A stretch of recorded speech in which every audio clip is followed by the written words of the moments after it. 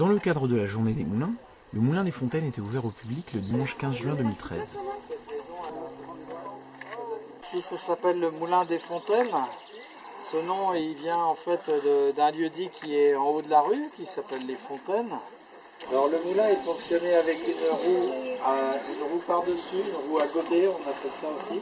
Donc vous avez là-bas la maquette de la roue, telle qu'elle était ici. C'est la roue qu'il y avait en réalité dans le moulin ici, faisait 7 mètres de diamètre.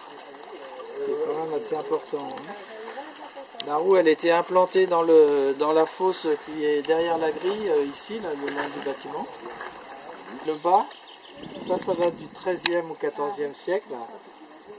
Donc c'est un moulin du Moyen-Âge, un peu ancien, avec ses deux gros contreforts, comme vous pouvez voir. Au centre, là, on avait une porte cochère. Et à l'intérieur, le moulin, c'était une mezzanine sur le côté.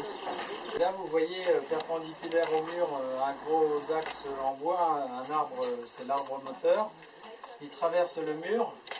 Donc à l'extérieur, il portait la roue. Et à l'intérieur, cette grande roue dentée verticale. Donc quand la roue tournait à l'extérieur, en même temps, ça faisait tourner le rouet, qui lui-même entraînait un pignon.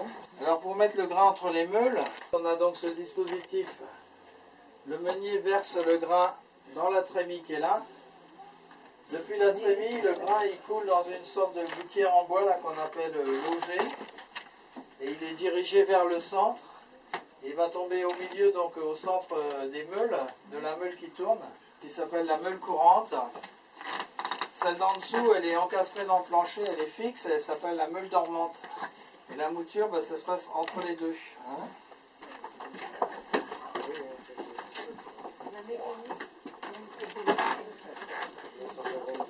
Il y a un trop-plein qui permet d'évacuer l'eau. Quand la vanne est fermée, comme c'est le cas actuellement, à l'autre angle, on a un trop-plein et l'eau qui part en permanence. Combien vous avez de profondeur? Alors, on n'a pas beaucoup de profondeur parce qu'en fait, il faut bien penser qu'on prend l'eau au fond de l'étang. Il y avait une nouveauté cette année avec la présence d'un couple de boulangers de Saint-Patrice qui propose des pains, cakes et viennoiseries cuits dans le four du moulin. Là, on a fait un cake salé au poulet fermier, chèvre fermier, pointe d'asperges vertes, au curry.